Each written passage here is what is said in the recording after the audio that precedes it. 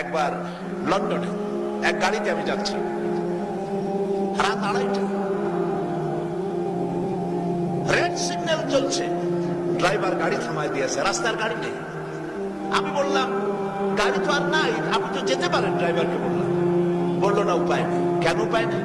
বললো যে এই ট্রাফিক লাইটের সাথে ক্যামেরা সেট করা আছে, আমি যদি এটা ক্রস করি রেড লাইট চলাকালীন সময়, তাহলে সকালবেলায় পরের দিন আমার নামে চিঠি এসে যাবে, বল্টু মিয়া আপনার গাড়ির নম্বর এত নম্বর গাড়ি নিয়ে রাত 2:35 সময় আপনি রেড সিগন্যাল ক্রস করেছেন। আপনি কোর্টে দেখা করুন এবং জরিমানা দেন।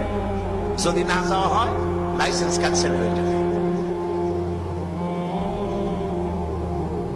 ওইখানে ট্রাফিক সিগন্যালের সাথে